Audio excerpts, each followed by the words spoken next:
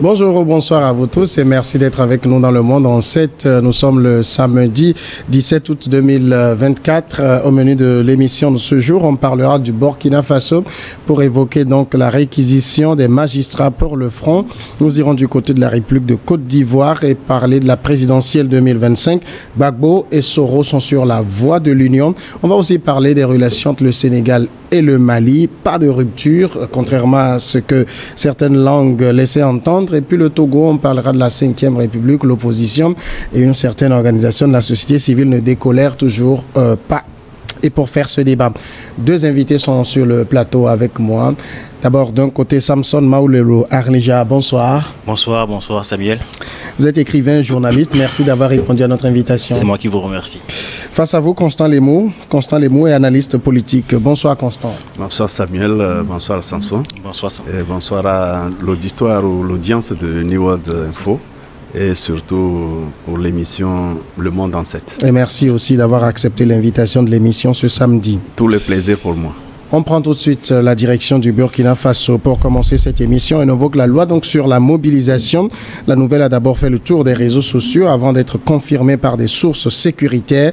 Les ordres de réquisition portaient les numéros 0385 et 386 et datent du 9 août 2024. Et concerne les magistrats Zongrouana Roger André et Nakro Abdul Gafaou. Les deux magistrats sont donc réquisitionnés pour le front. Ils doivent donc aller combattre sur le front de la lutte antiterroriste. C'est la décision donc a été confirmée par les plus hautes autorités. Qu'est-ce qu'il en faut de plus pour que certains appellent donc des voix se lèvent pour critiquer cette décision qui violerait donc les droits de ces deux magistrats. D'un côté, Samson Arlija, comment faut-il comprendre cette décision? Est-ce qu'aujourd'hui, la réquisition est devenue une arme de répression au Burkina Faso? Malheureusement, oui.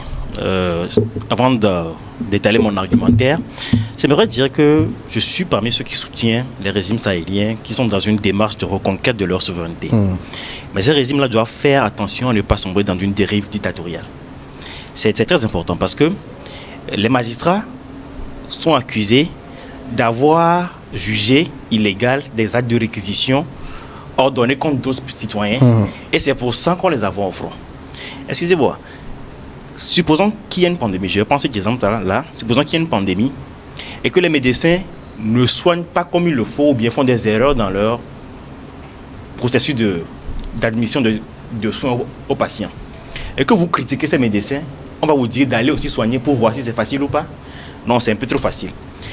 S'ils ne veulent pas perdre le soutien des populations qui les portent dans leur cœur actuellement, je pense que ces régimes-là doivent revoir un peu leur copie et être un peu plus soft dans leur façon de faire. La réquisition ne doit pas être une punition. S'ils le veulent, ils peuvent décréter une loi qui dit qu'à partir d'aujourd'hui, tous les citoyens âgés de 18 à 55 ans doivent s'attendre à recevoir des lettres régulièrement ou de façon périodique pour aller au front. Là, on saura que c'est une règle générale qui a été mise en place et ce n'est pas une punition. C'est mieux que lorsque vous êtes journaliste, vous êtes écrivain ou vous êtes magistrat, lorsque vous critiquez un peu le régime sur tel ou tel aspect, on vous envoie au front pour vous punir. Là, je pense que ce n'est pas une bonne façon de faire. Ces militaires ont choisi d'être des militaires. Ils ne peuvent pas se plaindre après que le front n'est pas facile. Quand on choisit d'être militaire, ce n'est pas pour aller racketter les taximans, je pense. On choisit d'être militaire pour aller au front. Alors que vous allez au front, que le front est compliqué, et que d'autres personnes vous disent non, attention, ce que vous faites là, ça peut ne pas aboutir au résultat qu'on souhaiterait tout savoir. Je pense que l'humilité et la grandeur d'esprit voudraient que vous acceptez qu'ils ont raison et que vous voyez un peu comment être rassembleur. Mais là, malheureusement, les pays sahéliens sont en train de tomber dans une sorte de pensée unique où toute voix discordante est considérée comme étant la voix de l'ennemi, un support de la France, un ensemble des Américains. Je pense que c'est très dommage parce que, même si peut-être ils ont raison, il faut éviter aussi de tomber dans la paranoïa. N'oubliez pas les régimes de Sékou Touré, aujourd'hui, ont commis les mêmes erreurs. À un moment donné, ils avaient peur de tout et de rien. Donc, n'importe quelle personne qui disait autre chose que ce qu'ils voulaient entendre était considérée comme un ennemi. Je pense qu'il ne faut pas faire cette erreur-là parce que si jamais c'est ce qui arrivait, les Occidentaux vont se moquer de nous et diront qu'on n'est pas sérieux et qu'on n'est pas mature. Constant Lemou, votre réaction par rapport d'abord à cette décision de réquisitionner ces deux magistrats? Eh bien, je pense que on ne peut pas courir et se gratter la plante du pied à la fois. Le Burkina Faso est en situation de guerre. Et comme Samson l'a dit, dans de pareilles circonstances, c'est bien de décréter une loi générale qui permet au pouvoir en place d'envoyer au front toute personne qu'on juge susceptible ou à même de combattre sur le front. Eh bien, en situation de guerre, ce n'est pas seulement combattre au front qui est important. Dans toutes les positions où on peut se trouver, il faut démontrer son amour pour la patrie, son engagement à défendre la cause commune, la souveraineté du pays par tous les moyens. Mais lorsqu'on est dans une situation où, au lieu de soutenir le combat au front, parce qu'on n'est pas militaire, on ne peut pas aller au front, mais on est aux antipodes de l'engagement général, eh bien, ça pose problème. Je pense qu'il y a eu déjà une ou deux ou trois réquisitions des activistes ou d'un journaliste au front qui, après une expérience de quelques semaines, a changé d'avis, a compris que ce qu'il pensait aussi facile, ce n'était pas du tout cela. Il n'avait seulement le reflet de la réalité et non la réalité elle-même du front. Alors, c'est vrai, il n'y a pas eu une loi générale, mais je pense que le président de la transition avait tiré la sonnette d'alarme sur la nécessité que tous les acteurs, qu'ils soient civils ou militaires, apportent leur soutien à ceux qui vont au front. Alors, quand on constate qu'il y a encore des gens qui naviguent à contre-courant, il y a lieu de leur permettre de vivre la réalité qu'ils critiquent. Parce qu'à la fin, c'est l'ensemble des citoyens, c'est l'ensemble de la population burkinabé qui est soit victime, soit glorieuse parce qu'on aura reconquis l'entièreté du territoire, on aura reconquis la souveraineté du pays au profit de tous. Vous l'avez bien souligné, il faudrait nécessairement décréter une loi générale pour obliger chaque citoyen à aimer sa patrie, à défendre sa patrie, vaille que vaille. Parce que nous n'avons rien de plus important que notre pays.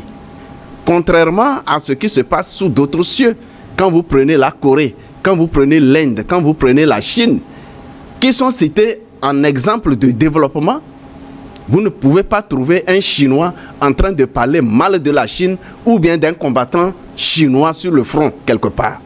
Vous ne pouvez pas entendre un Américain parler mal de l'Amérique. Plutôt, eux, ils sont fiers de leur pays. Ils sont fiers pour défendre, vaille que vaille, leur pays. Mais nous, les nègres, qu'est-ce que nous faisons? Très souvent, nous sommes au service de ceux qui nous combattent, ceux qui nous détruisent, ceux qui nous exploitent. Et là, on est très fiers. Alors, que reproche-t-on à ces magistrats? D'avoir condamné le fait de réquisitionner des gens pour les amener au front. Autrement dit, en situation de guerre, on est libre de combattre ou ne pas combattre. On est même libre de collaborer avec l'ennemi contre le pays. Voilà la liberté que les démocraties occidentales nous ont enseignée. Mais cette démocratie est propre à nous. Cette liberté est propre à nous. Parce que aucun Français ne sera nulle part dans aucun coin du monde en train de détruire la France ou en train de combattre contre les intérêts de la France. Vous n'allez pas trouver. J'ai salué entre-temps l'introduction dans le code pénal du Burkina Faso que désormais ceux qui parlent mal du pays, ceux qui cherchent à nuire au pays, les Burkinabés bien sûr, qui cherchent à nuire au pays, perdent automatiquement leur nationalité burkinabé. Parce qu'on ne peut pas être citoyen, on ne peut pas être citoyen, comme je l'ai dit, et chercher à faire mal à son propre pays. On peut ne pas. C'est créer des apatrides aussi. On peut ne pas. Bien sûr, c'est nécessaire. Quelquefois, c'est nécessaire. On ne peut pas être citoyen d'un pays et au même moment chercher à nuire à soi-même pour faire plaisir à quelque chose. C'est une grosse faiblesse des Africains, des pays surtout francophones. Mais malheureusement, ils finissent tous par perdre devant l'ennemi commun. D'accord, Samson. Oui. Non, ce que j'aimerais dire, c'est que je ne suis pas contre la mobilisation générale. En temps de guerre, il faut une mobilisation générale, c'est important. Mais la loi doit être toujours impersonnelle. Il ne faudrait pas que des réquisitions soient prononcées comme des punitions, en fait. Parce que lorsque vous laissez le droit pour faire l'usage de la force, vous ouvrez une boîte de Pandore. Tout à l'heure, il vient de parler d'une loi qui dit que tout citoyen qui cherche à nuire à son pays doit être déchu de sa nationalité. Cette loi existe dans beaucoup d'autres pays aussi, comme la France justement, où Kémy Séba justement a perdu récemment sa nationalité. Mais il faudrait maintenant qu'on lise clairement. Exactement. Aussi. Alors, vous comprenez. Il faudrait maintenant qu'on lise clairement ce qu'on appelle nuire à son pays. Parce que là, si c'est juste la loi du nuire à son pays, n'importe quel dictateur ou n'importe quel président fort peut justifier, peut décider que bon, toi tu m'as critiqué 2 fois, tu nuis au pays, tu t'en es ta nationalité. C'est pour ça qu'il faut toujours, lorsqu'on fait des choses, il faut qu'on respecte quand même un cadre légal assez fort pour éviter de créer des débordements. C'est pour nous protéger nous-mêmes, pour protéger l'avenir du pays. Les magistrats, moi je ne suis pas contre l'idée qu'il y ait des magistrats qui soient envoyés au front. Je ne suis pas contre l'idée. Mais que ce soit une mobilisation générale, une loi générale, et non parce que tel magistrat a dit que telle décision est... Parce que les magistrats ont dit que c'est une violation du droit des personnes, parce que la loi sur la mobilisation générale ne prévoit pas qu'on envoie des courriers aux gens de façon aléatoire pour les envoyer au front. C'est une loi qui dit, ok, on aimerait que vous veniez avec nous combattre. Maintenant, si parce que moi j'ai dit 1 ou 2 fois, et ces gens-là qui sont condamnés aujourd'hui, c'est des gens qui ont aidé le capitaine Ibrahim Traoré à venir au pouvoir. C'est des gens qui ont participé activement à ce que Blaise Compaoré quitte le pouvoir. Donc aujourd'hui, ces gens, parce qu'ils ont des approches un peu différentes, sont considérés comme des agents de l'Occident. C'est ce que je trouve un peu une conclusion un peu trop hâtive. Et comme je l'ai dit, je prends l'exemple de Sékou Touré. Sékou Touré était un grand visionnaire. Il avait beaucoup de belles idées, même comme Nkrumah côté ici. Mais les Occidentaux aussi, dans leur façon de faire leur politique, vous poussent parfois à devenir paranoïaques pour que votre population vous vomisse. Et ils sont dans une situation très délicate. Parce que lorsque vous commencez par agir de façon trop forte, c'est l'ennemi qui recrute les gens en leur disant, vous voyez, c'est comme vous avez dit, mais on est mieux qu'eux. Venez avec nous, on va les dégager, ça serait plus facile.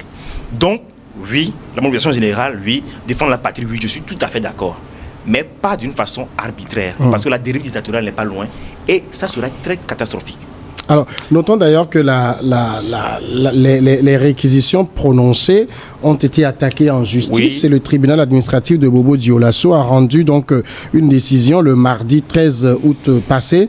Au terme de cette décision, eh bien, le tribunal juge donc ces réquisitions manifestement illégales et portent atteinte aux libertés fondamentales des personnes concernées et enjoint à l'État burkinabé de ne donner aucun effet à ces ordres de réquisition et de garantir les libertés fondamentales des personnes concernées. Donc là, on a une décision de réquisition de magistrat qui vient donc d'être déboutée par le tribunal de Bobo Dioulasso. J'imagine que le juge là va aussi être réquisitionné. Rien ne serait surprenant, sauf que je trouve Ibrahim Traoré un peu complaisant. C'est-à-dire? Dans une situation pareille où le pays est en guerre, je rappelle que ce n'est pas une idéologie politique que Ibrahim Traoré est en train d'implémenter au Burkina Faso. C'est un combat contre un mal commun à tous les Burkinabés. Et à toute l'Afrique. Ceux qui tombent sous l'effet des armes des terroristes ne se sont pas prononcés qu'ils sont pour ou contre Ibrahim Traoré. C'est du massacre généralisé organisé contre la population. Parler des libertés aujourd'hui, je me demande si les Burkinabés peuvent se prévaloir d'une certaine liberté pendant que leur vie même est en danger. Alors je trouve que Ibrahim Traoré laisse trop perdurer cette récréation qu'on appelle liberté et respect des droits de l'homme. En même temps, est-ce que l'insécurité doit justifier qu'on mette entre parenthèses les libertés fondamentales? Vous pensez que ceux qui sont au front n'ont pas le droit d'être libres, d'être dans leur famille? Ils ont choisi la carrière militaire. Justement, ils sont formés aussi à ça. C'est pourquoi je parle de la récréation qui dure de trop. les VDP n'ont pas choisi la carrière militaire. C'est une mobilisation, c'est une mobilisation générale lancée volontaire. Et ceux qui n'avaient même pas rêvé de devenir militaires par amour pour leur patrie ont accepté d'aller au front. Pendant ce temps, vous voulez me faire croire que ceux qui ne sont pas allés au front sont libres même de démobiliser, démoraliser ceux qui sont au front. Là, c'est pourquoi je dis que cette liberté n'existerait pas en situation de guerre. Parce que quand le pays fait face à un mal commun, tout le monde a l'obligation de combattre contre le mal commun. Oui, ça, il n'y a pas quelqu'un, il n'y a pas un Burkinabé. Nous ne disons pas le contraire. Nous ne disons pas le contraire. Si vous prenez le cas d'Israël, dès que l'offensive du 7 octobre 2023, il me semble, a été lancée, il y a eu la mobilisation générale et dans tous les services, tous ceux qui sont mobilisables se sont rendus et ont été dispersés sur le front. Parce qu'il y a un cadre légal qui existe. Nous ne sommes pas en train de nous contredire, Samuel. Nous ne sommes pas en train de se contredire. Nous disons, il manque le cadre légal défini. Exactement. Samson n'est pas contre que les magistrats soient mobilisés, soient réquisitionnés pour le front. Il dit, ça ne respecte pas la loi. Oui, c'est justement l'objet du débat. D'abord, le respect de la loi en situation de guerre. Lorsque le pays est en guerre, quelle est la loi qui prévaut? Je pense que l'état d'urgence. Et en situation d'état d'urgence au Burkina, on ne peut pas faire prévaloir les lois protégeant les libertés individuelles, comme si dans une situation normale. Le Burkina Faso est en situation d'état d'urgence. Sauf que il n'y a pas de texte qui définit la mobilisation générale qui permet au pouvoir en place de mobiliser n'importe qui dans le cadre légal. Nous ne disons pas des choses contraires. Oui, bien sûr. Moi, je trouve que le président Ibrahim doit aller plus loin dans l'encadrement juridique de la mobilisation. Est-ce qu'aujourd'hui, Ibrahim Traoré, en procédant de cette manière, ne risque pas de se mettre à dos les magistrats? Il s'est déjà mis à dos les magistrats. Et pour répondre, pour aller un peu dans le sens de ce que mon co-débatteur vient de dire, le problème d'Ibrahim Traoré et des autres régimes sahéliens, c'est qu'ils sont un peu victimes de la communication qu'ils ont mis en place. Je vais donner un exemple très simple. Et la semaine, en début de semaine plutôt, le ministre de la Défense a fait une sortie en disant qu'ils contrôlaient actuellement 69% de leur territoire. Donc ils ont eu un gain de 9% par rapport à cela un an. Et qu'ils maîtrisaient aujourd'hui des endroits qu'ils ne maîtrisaient pas avant. Mais le 8 août dernier, il y a eu une attaque très violente non loin de Diapaga qui se trouve à l'est du pays, en allant vers le Niger. Et il y a eu au moins 150 militaires tués selon les sources locales. Le régime n'a pas communiqué sur cette perte-là. Parce que un peu plus tôt dans le même secteur, ils disent qu'ils contrôlent actuellement la zone. Vous voyez? Donc, quand on met en place une communication pareille pour montrer qu'on avance, c'est un peu difficile après de décréter un état d'urgence générale. Parce que c'est comme tu me dis que finalement tu progresses, mais finalement c'est comme si tu progressais aussi bien que ça, pourquoi tu veux encore mettre ça en place? Donc c'est un peu un piège. Je comprends très bien ces pouvoirs parce qu'il fallait montrer, après être venu au pouvoir par un coup d'État, que quand même il y a eu des améliorations. Et c'est vrai, il y a eu des endroits qui étaient auparavant complètement inaccessibles, dans lesquels aujourd'hui l'État s'est replanté. Mais le terrorisme est tellement complexe et tire ses sources. Ça appuie sur des clivages communautaires, religieux, ethniques, tellement complexes dans cette région que la réponse, le tout militaire ne pourra pas mettre fin à cette question. Et c'est pour ça justement que les voix discordantes ou les voix un peu qui ne sont pas trop dans le zèle ou bien dans l'applaudissement ne doivent pas être considérées automatiquement comme des échos ou bien des relais de l'ennemi extérieur. Il faudrait comprendre ça, intégrer ça et voir à peu près dans un dialogue ou dans une intégration comment avancer. Parce que si le tout militaire allait pouvoir résoudre le problème du terrorisme, il n'y aurait pas Boko Haram aujourd'hui. Parce que Boko Haram est né sur les cendres d'un mouvement que l'armée nigérienne avait écrasé violemment dans les années 70. Et de ce mouvement-là, le père du fondateur, l'oncle du fondateur de Boko Haram, c'est lui qui l'a vécu, était l'un des rescapés de ce massacre-là. Donc, si le tout militaire permettait ça, on n'aurait pas Boko Haram aujourd'hui. Donc, il faut tirer le son de ces expériences-là pour créer d'abord un cas général impersonnel où il y a un fichier électoral. Dans le pas des pays, il y a un fichier électoral. On va dans le fichier électoral, ceux qui ont un âge donné. On vous envoie une lettre ou un document ou un message par WhatsApp. On vous dit, présentez-vous à tel endroit demain ou à partir de demain pour suivre une formation de 2 mois pour aller au front. Systématiquement. On n'attend pas que quelqu'un dise, bon, je ne suis pas un peu d'accord pour dire, hey, tu vas voir au front, on va voir si c'est doux. Non, c'est pas ça. C'est justement ce qui est reproché aujourd'hui au régime burkinabé, c'est de n'adresser ses réquisitions qu'aux critiques de son action. Au fait, le pouvoir de transition n'aurait pas encore trouvé la nécessité de décréter la mobilisation générale. Sauf que dans cette posture de défenseur de liberté, en minimisant le risque que les autres citoyens prennent pour défendre le territoire commun à tous les citoyens, eh bien, cela amène ces autorités à prendre des mesures que nous jugeons contre la loi. Ce n'est pas la loi qui a manqué et le terrorisme a envahi le territoire burkinabé. Ce n'est pas la loi qui a manqué. Sauf que la loi n'a pas pu empêcher l'envahissement et les massacres. C'est l'absence de l'État. C'est l'absence de l'État. Ce n'est pas l'absence de la loi. La loi était là. Si l'État n'est pas là, tous les codes étaient là. Non, je pense que si. La plupart. Toutes les lois étaient en vigueur pendant que les populations étaient proprement massacrées. Là où l'État n'est pas là, la loi n'est pas là. Justement, maintenant, c'est une faiblesse de l'État. Qu'est-ce qui peut amener à protéger ces populations? C'est de ça qu'il s'agit. Oui. C'est l'objet du combat que mène le gouvernement de transition.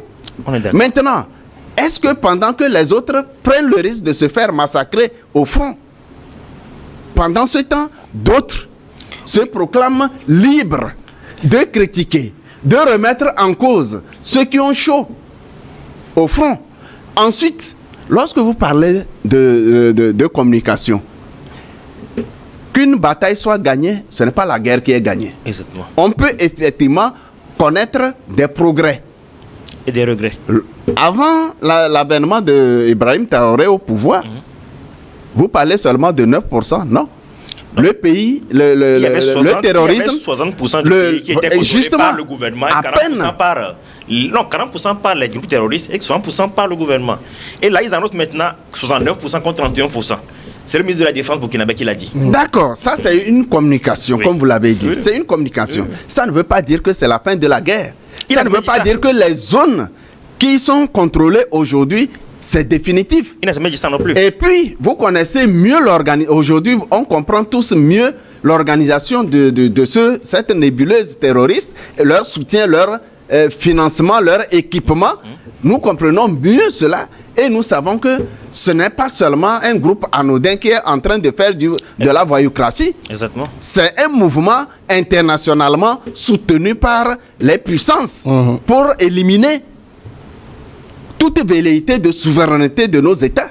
C'est pendant ce temps que nous, on se complaint dans le respect des lois inspirées des documents ou de l'idéologie de ceux qui veulent nous effacer du globe terrestre, de nos pays, de nos territoires, de notre continent.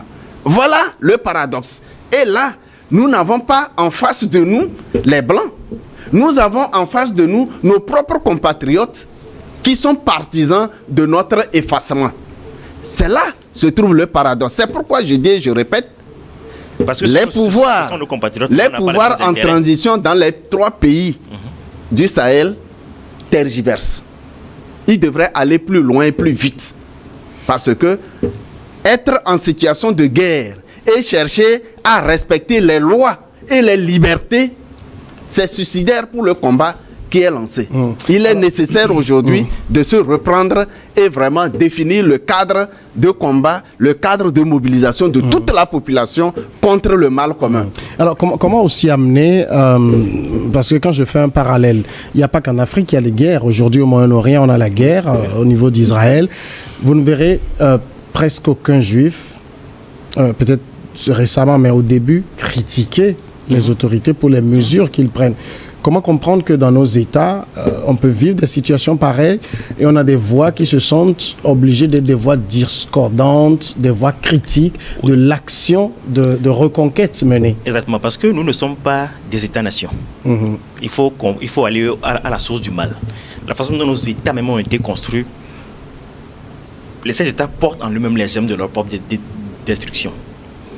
Nous allons prendre par exemple le Burkina. Les intérêts des peuples ne sont pas les intérêts des populations occidentales. Et la plupart, je n'indexe pas les peuples.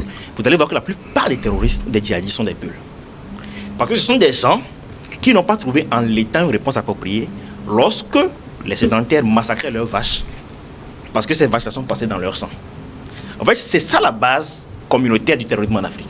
L'idéologie est venue d'ailleurs, a été financée par des gens qu'on connaît.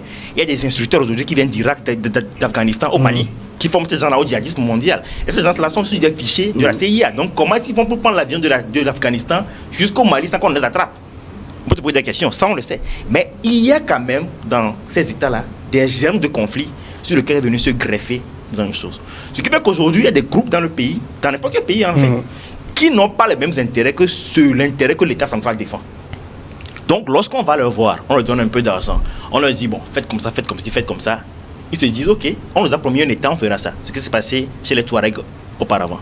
Parce que vous allez voir, depuis plus de 2000 ans, tous les empires qui se sont installés dans cette zone ont toujours maté les Touaregs. Donc, le rapport entre le Touareg et les Soutentini, les Soninké, les Bambara n'a jamais été un rapport cordial. En 60, on nous dit, on est dans le même État. Mais on n'a pas le même intérêt, malheureusement. Et c'est ça le problème de la plupart des États en Afrique. Aucun pays n'est épargné de ce fait-là. Aucun pays, je vous dis. Et ces gens-là aussi, ils le savent. Ils savent qu'ils vous ont donné un cadeau empoisonné qu'ils appellent République. Donc, ils vous regardent de loin. Et lorsqu'on veut vous détruire, on sait par où passer. Et moi, c'est pour ça que je dis que lorsque pour la voie se discute d'un côté, lorsque vous commencez par fermer la porte à tout dialogue, c'est plutôt votre ennemi qui arrive à recruter en disant aux gens, vous voyez. Vous allez voir ce que s'est passé à Sékou Touré. Il était très populaire au début, mais lorsqu'après, les coups d'État montaient contre lui, les débarquements ratés, l'affaire des faux billets, il a commencé par voir la France partout. Et même des gens qui voulaient lui dire, mon président, on ferait mieux de faire ci comme ça. Il vous envoie en prison. Et finalement, il n'a pas pu livrer ses promesses au peuple guinéen. C'est par rapport à ça que moi je parle aujourd'hui. Donc le combat aujourd'hui, c'est aussi, hein, et vous le rappelez tout à l'heure, c'est d'amener, j'ai envie de dire, ce patriotisme. Ce qui manque aux États africains, c'est le patriotisme. Mais ça ne se décrète pas non plus. Ça ne se décrète pas. Le problème est encore plus criard. Parce que ceux qui sont postés au pouvoir d'une manière générale depuis les indépendances, après le massacre des nationalistes, ce sont des préfabriqués occidentaux qui sont postés à la tête des pays.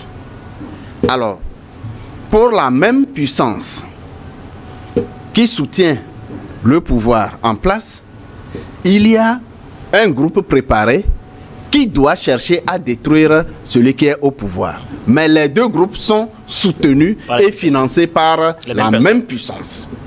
En réalité, ces puissances occidentales mènent leur combat pour leur survie. C'est cette façon d'organiser ceux qui ne savent pas aimer, s'aimer entre eux-mêmes, aimer leur pays. C'est une façon de les organiser pour qu'ils ne réussissent jamais à avoir la main mise sur leur pays et leurs ressources. Ça, c'est du bon combat qu'ils ont mené, à leur manière, pour leur objectif. Ce ne sont pas nos objectifs à nous, parce que nous ne gagnons rien dans cette opposition.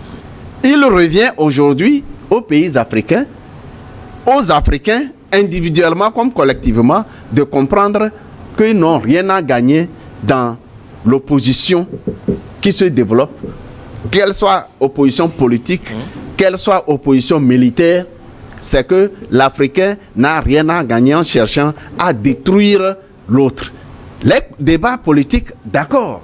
Ne pas être d'accord sur une façon de faire n'est pas une source de guerre. Non, pas du tout. Mais c'est une façon d'amener chacun à voir les réserves sur telle ou telle option politique pour le pays. D'accord. Maintenant, il faudrait que chacun, qu'on soit au pouvoir ou bien qu'on soit dans l'opposition, eh bien, qu'on aime tous le pays et qu'on le défende bec et ongle. Et dès qu'il y a problème entre le pays et autre chose que le pays, que tout le monde soit ensemble pour combattre le mal commun. C'est de ça qu'il s'agit dans le Sahel aujourd'hui. Malheureusement, il y a encore des faucons, il y a encore des convaincus qu'il vaut mieux détruire leur propre pays et chercher l'Eldorado ailleurs. Parce que pour eux, le pays, ce n'est pas ils ne voient pas le territoire comme vous le voyez, comme leur pays. Ils voient peut-être leur groupe ethnique, leur clan comme leur pays. C'est ça le problème. Maintenant, est-ce que c'est forcément... On ne peut pas leur en vouloir aussi à cause de ça. Parce que on se sent souvent plus proche des gens avec qui on parle la même langue, on parle les mêmes cultures, que des gens avec qui on vit dans le même territoire, mais avec lesquels on n'a pas la même culture. Mais alors, vous pensez qu'on se sent mieux? Il faut trouver une formule pour organiser nos États, pour prendre en compte ces différences-là. Parce que l'État-nation que les Blancs nous ont vendu nie ces différences-là et impose un État unique, une république unique sur des gens qui sont disparates. Samson, vous pensez, être plus à l'aise en relation avec un Blanc, un Anglais, un Américain, non, pas du tout. Qui est en train de rechercher ses intérêts dans ton pays. Non, pas du tout, je ne parle pas de là. Plutôt que de t'unir avec celui-là même qui dirige, avec qui vous n'êtes pas d'accord sur le principe. Justement, c'est une belle parenthèse. C'est une belle parenthèse que vous ouvrez. On va évoluer rapidement vers le second sujet. On parle maintenant de la présidentielle 2025 en Côte d'Ivoire. On va évoquer donc cette alliance qui se profile à l'horizon entre Guillaume Soro et Laurent Gbagbo le 14 juillet dernier lors d'un meeting tenu à Beaunois. L'ancien président Laurent Gbagbo appelait au rassemblement de l'opposition pour reprendre le pouvoir lors de l'élection présidentielle prévue en 2025, en octobre prochain. Ce message a été entendu donc par l'ex-premier ministre Guillaume Kibafori Soro et dans une déclaration publiée le 9 août dernier, son parti Génération et Peuple Solidaire décide de saisir la main tendue par le leader du Parti des peuples africains, PPACI. Donc des discussions vont s'ouvrir prochainement entre le PPACI et Génération et Peuple Solidaire pour une union entre ces partis en vue de combattre dans les urnes l'actuel pouvoir incarné par Alassane Ouattara. Guillaume Soro, Laurent Gbagbo en union. J'ai pas envie de dire que la politique c'est l'art de se dribbler soi-même tout en gardant le ballon, mais on sait l'histoire entre ces deux hommes. Est-ce que pour vous, ce qui se passe actuellement, j'ai envie de dire, c'est un exemple de réconciliation après la discorde ou c'est une union contre nature? Justement, là, je préfère la deuxième formule.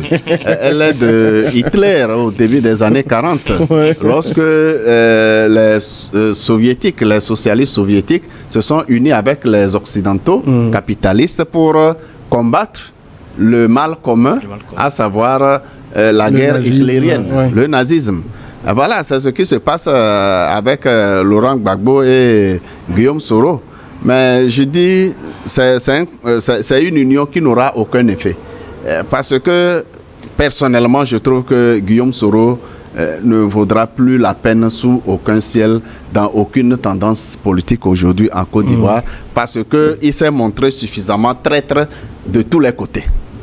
Et je ne sais pas, moi je ne sais pas faire confiance aux traîtres. Voilà. Guillaume Soro était étudiant et il allait avec Laurent Gbagbo. Blé Goudé, voilà. Avec Blé Goudé.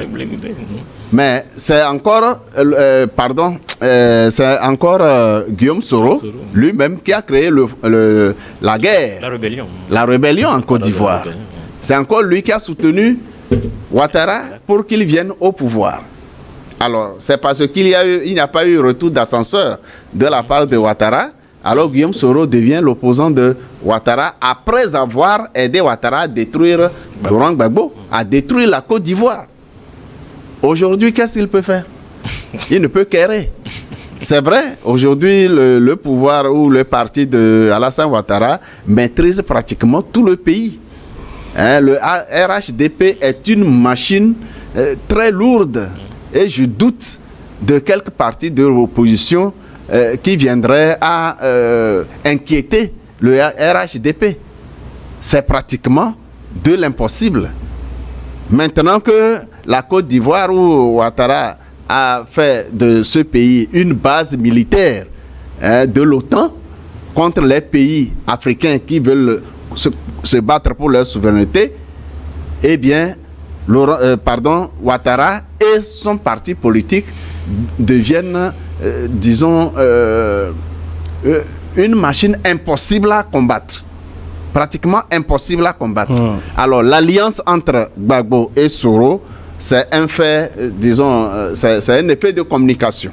C'est juste un effet de communication. Je ne sais pas qu'est-ce qu'ils pourront faire parce que, visiblement, les Ivoiriens, dans leur grand ensemble, sont résignés à devenir des sous-bassements de la France-Afrique parce qu'on ne voit pas de réaction véritable, un véritable combat pour la souveraineté de la Côte d'Ivoire, mais la Côte d'Ivoire est en train de sombrer complètement dans la France-Afrique et les Ivoiriens sont en train de payer le plus lourd tribut parce que il suffit que l'OTAN décide, on rase les habitations des Ivoiriens pour implanter les camps militaires.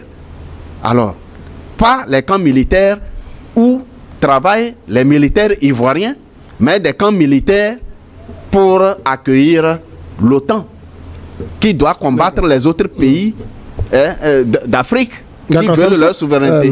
Est-ce que, en saisissant aussi rapidement, parce que Laurent Gbagbo a lancé son appel et Guillaume Soro est le premier à répondre favorablement, est-ce que c'est une manière pour lui aussi de se retrouver politiquement, pour Guillaume Soro, je veux dire? Oui, bon, on dit souvent qu'en politique, il n'y a pas de perpétuel ami, ni d'ennemi éternel, que les alliances se font et se défont au vu des intérêts communs qu'on a à un moment donné de l'histoire qu'on partage ensemble.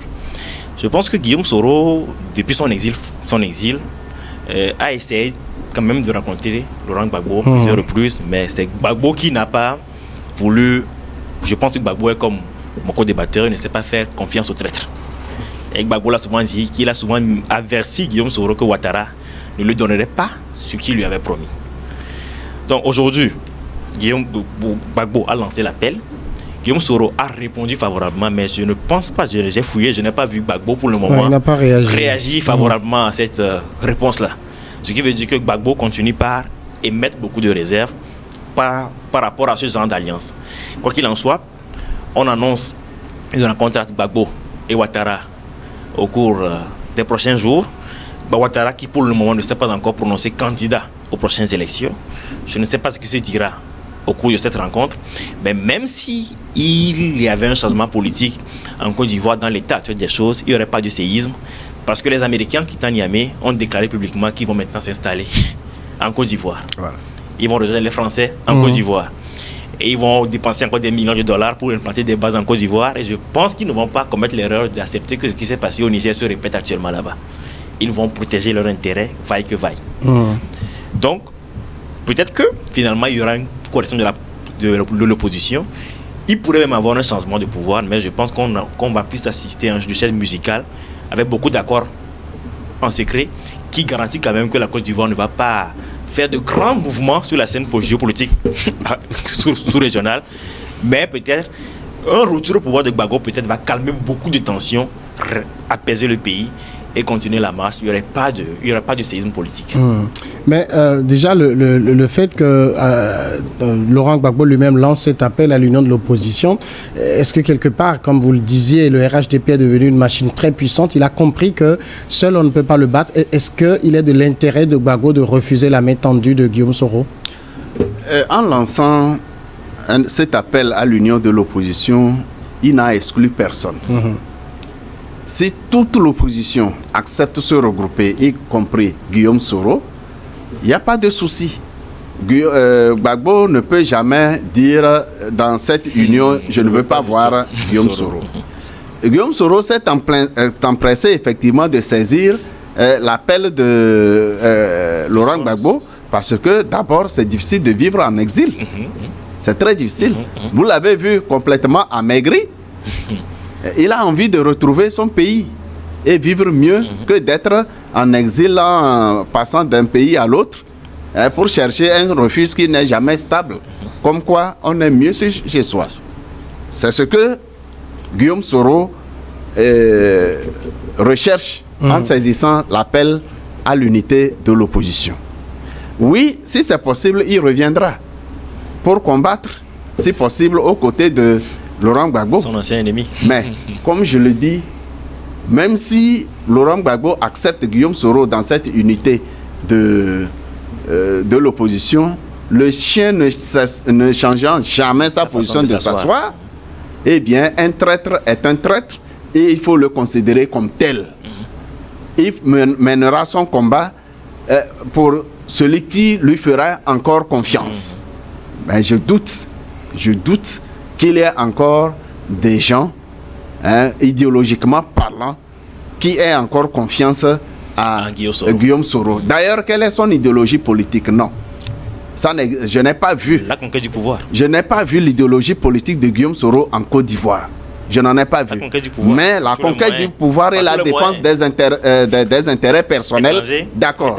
Alors, ceux qui pourraient lui faire confiance, c'est ceux qui pensent encore possible que Guillaume Soro prenne une certaine position et à partir de là, se remplir les poches d'une manière ou d'une autre.